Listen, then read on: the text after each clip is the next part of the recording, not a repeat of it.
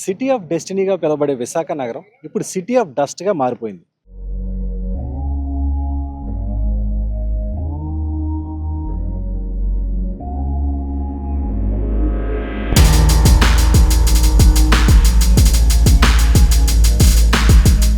Pollution control board సక్రమంగా పనిచేయకపోవడంతో విశాఖ నగరంలో సూక్ష్మ ధూళికణాలు పెరిగిపోయాయి.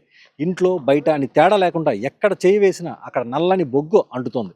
విశాఖ సిటీలో తిరుగుతుంటే కంటికి కనిపించిన సూక్ష్మ ధూళి కణాల కారణంగా ప్రజలు ఊపిరి తీసుకోవడానికి ఉక్కిరి బిక్కిరి అవుతున్నారు. పొల్యూషన్ అనేది ఏంటంటే మనకి ఎక్కువగా ధూళి దుమ్ము ఎక్కువగా వస్తుంది. ఇప్పుడు తర్వాత ఇక్కడ గాలి ఎక్కువగా సాయంకాలం అవుతప్పటికి మనకు వచ్చి నిండా బయటన మనం తుడుస్తుంటే బ్లాక్గా వస్తుంది. చాలామంది అంటున్నారు ఏంటి తుడుస్తుంటే బ్లాక్గా వస్తుంది, ఏంటి ఎక్కడ యుద్ధం తొలగదు వచ్చేస్తున్నారు ఏంటి అని అంటున్నారు అందరూ.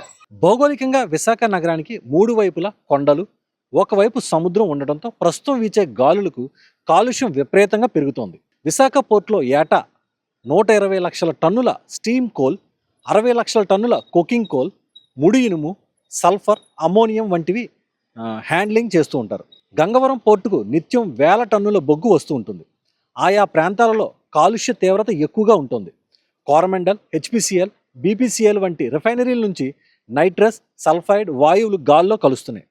కోరమండల్ వద్ద భారీగా జిప్సం నిల్వలు ఉండడంతో అవి గాల్లోకి చేరుకున్నాయి. ఎన్టీపీసీ హిందూజా ప్లాంట్ల నుంచి ఉత్పత్తి అయ్యే ఫ్లై యాష్ అంటే బూడిద కారణంగా సమీప గ్రామాలు కాలుష్య కోరల్లో చిక్కుకున్నాయి.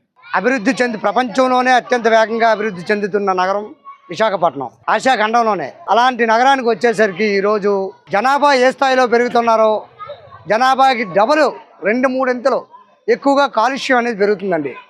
ఈ కాలుష్యం పట్ల మనం తగు జాగ్రత్తలు తీసుకోకపోతే భవిష్యత్ తరాలకి ఇంకంటూ ఏమి ఉండదండి.